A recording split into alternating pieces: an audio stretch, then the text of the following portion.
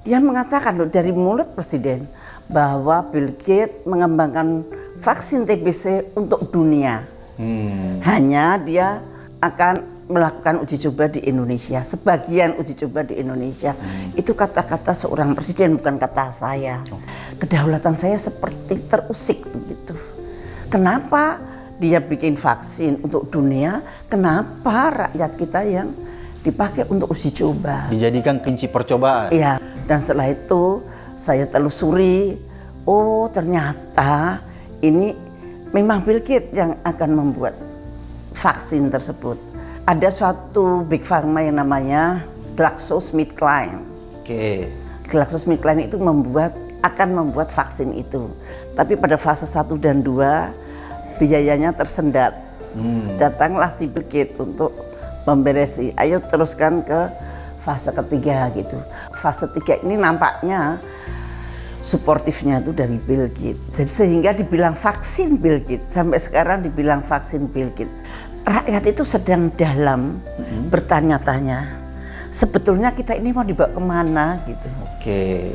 Dan sebetulnya masyarakat itu sudah berharap banyak pada Pak Prabowo gitu.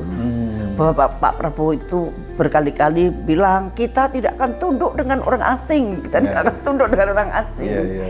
Kok tiba-tiba dia menerima seolah-olah mengendorse uji coba tersebut. Nah ini menyakitkan hati rakyat.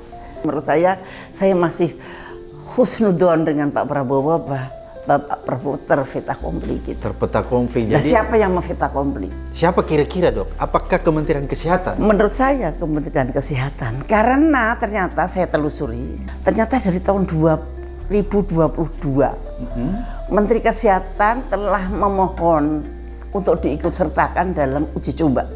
Pak Budi ini mungkin ya, dia karena bukan dokter ya? Bukan dokter. Oke. Nah bukan dokter, dia tidak punya sense of kemanusiaan. Dia tidak punya sense of penyakit.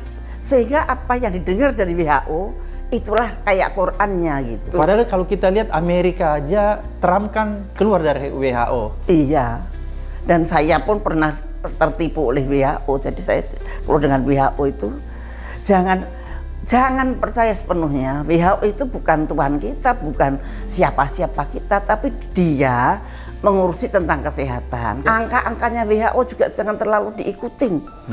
Kadang benar, kadang tidak. Nah itu yang sekarang selalu diikutin oleh Pak Menteri ini.